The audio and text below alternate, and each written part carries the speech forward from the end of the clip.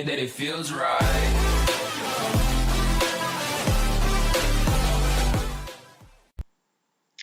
Assalamualaikum warahmatullahi wabarakatuh. Berjumpa lagi dalam pembelajaran sejarah Indonesia. Belajar SI makin asik. Sebelumnya Bapak ucapkan Dirgahayu Republik Indonesia yang ke-75 tahun. Semoga Indonesia tetap jaya di darat, jaya di udara, dan jaya di lautan. Tepat 75 tahun yang lalu, setelah pasca kemerdekaan, Indonesia itu masih mencari formula yang pas dalam sistem pemerintahannya. Ada yang mengusulkan bahwa bentuk pemerintahan Indonesia itu menginginkan republik, federasi, demokrasi parlementer, demokrasi presidensial, dan monarki. Dalam perkembangannya, Indonesia pun mengalami beberapa pergantian sistem pemerintahan dari yang demokrasi presidensial, demokrasi liberal, demokrasi terpimpin, dan demokrasi Pancasila. Dan yang akan kita bahas hari ini itu adalah demokrasi liberal. Demokrasi liberal itu berasal dari dua kata, demokrasi dan liberal. Demokrasi itu berasal dari kata demos yang artinya rakyat dan kratos yang artinya kedaulatan. Jadi demokrasi di sini artinya kedaulatan tertinggi itu berada di tangan rakyat. Sementara liberal berasal dari kata liberty yang artinya kebebasan.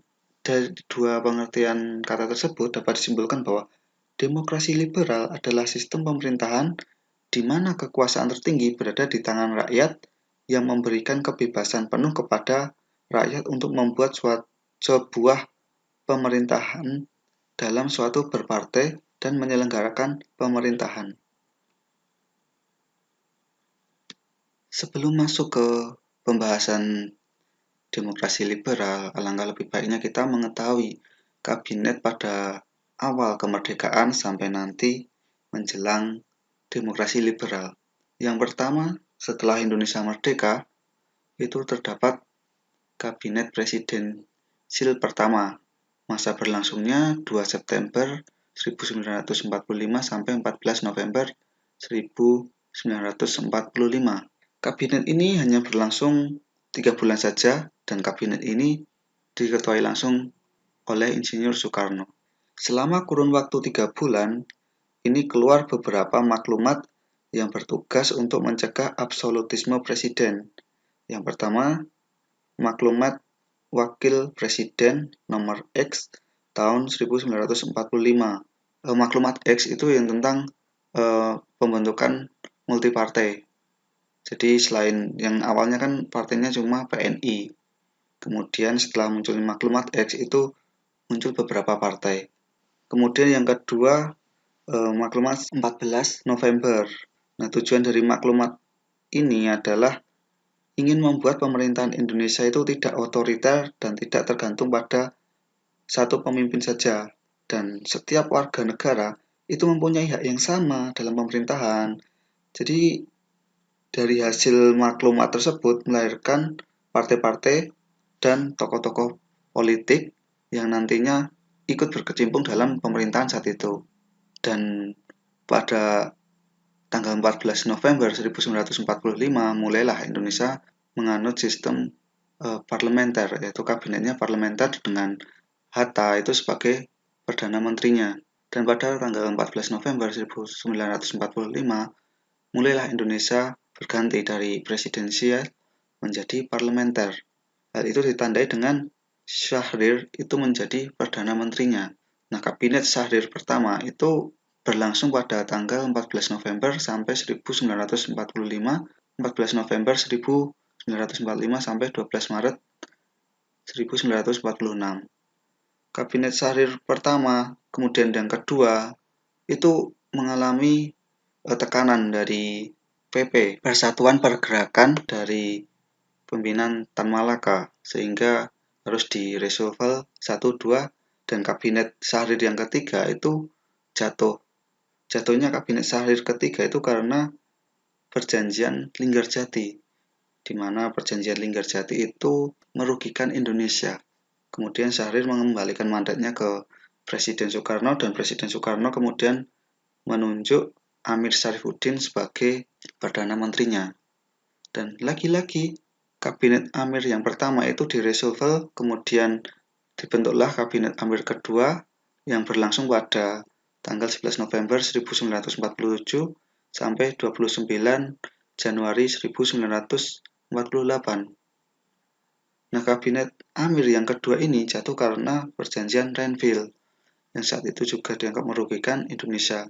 Baru kemudian Kabinet Amir itu digantikan oleh Kabinet Hatta dan bentuknya ini presidensial.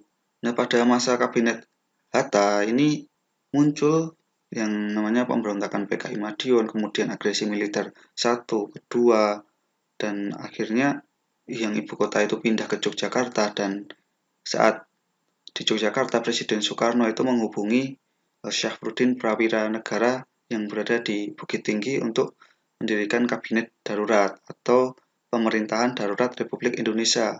Hal ini gunanya jelas untuk membuat pemerintahan darurat seumpama Indonesia itu jatuh ke tangan Belanda. Dan setelah kabinet darurat itu selesai, kemudian kabinet darurat itu kemudian digantikan oleh kabinet Hatta II.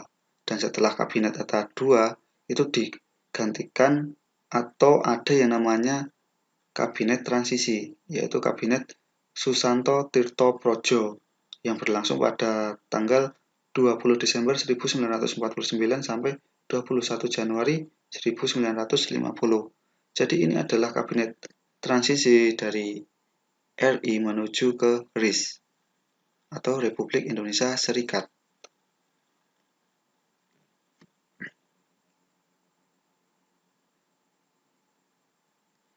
Setelah itu Konvensi Meja Bundar yang berlaku mulai tanggal 27 Desember 1949. Nah, salah satu isi dari KMB itu adalah bentuk negara Indonesia yang dari kesatuan berubah menjadi Republik Indonesia Serikat. Jadi Republik Indonesia Serikat itu terjadi beberapa atau ada negara bagian di dalam RIS itu. Jadi Indonesia itu merupakan bagian dari RIS. Selain Republik Indonesia, ada juga negara Pasundan, negara Indonesia Timur, kemudian negara Sumatera, negara Borneo. Itu seperti seolah-olah Indonesia itu terpecah-pecah atau terkotak-kotak. Dan setiap negara bagian itu memiliki pemerintahan dan juga tentaranya sendiri. Dan TNI saat itu dilebur ke dalam APRIS, Angkatan Perang Republik Indonesia Serikat. Dan undang-undangnya pun juga berubah menjadi Undang-Undang Dasar Republik Indonesia Serikat. Tetapi RIS ini berlangsung sangat singkat.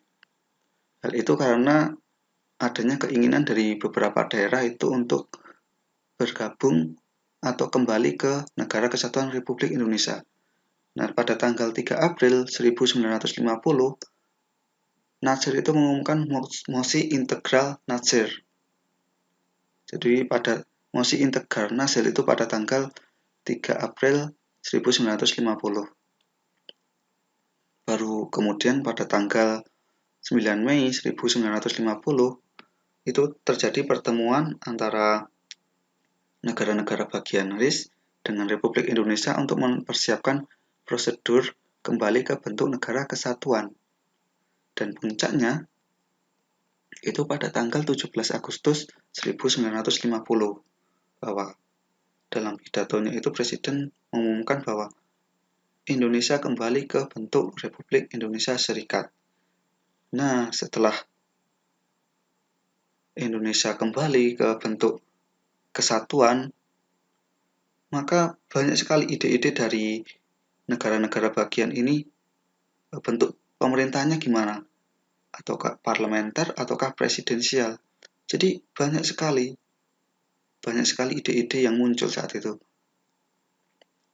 Dan saat itu rakyat diberikan kebebasan untuk membuat partai politik. Jadi rakyat diberi kebebasan untuk berorganisasi, membuat partai politik, dan tampil di pemerintahan.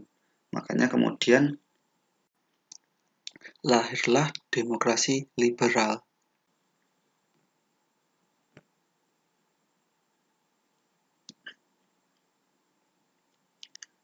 Selanjutnya, ciri pelaksanaan demokrasi terpimpin.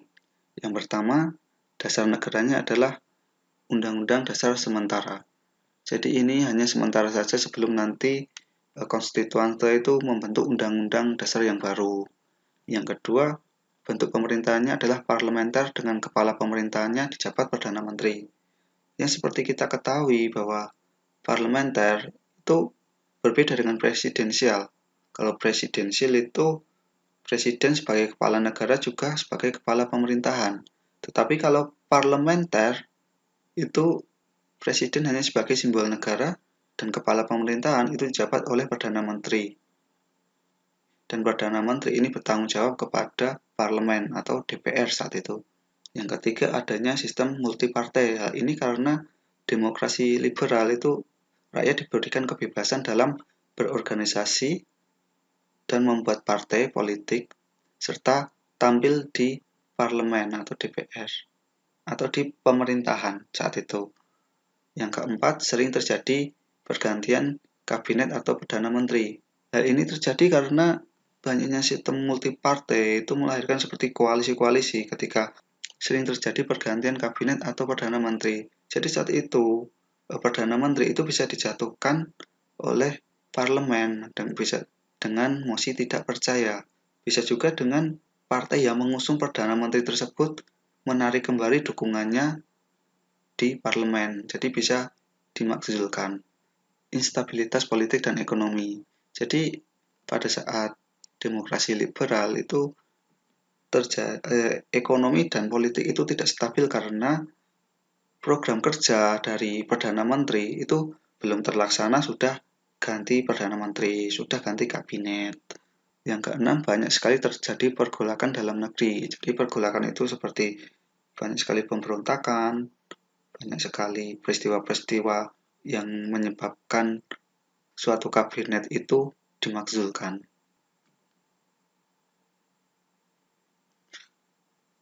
Oke, untuk pengantar demokrasi liberal sampai di sekian.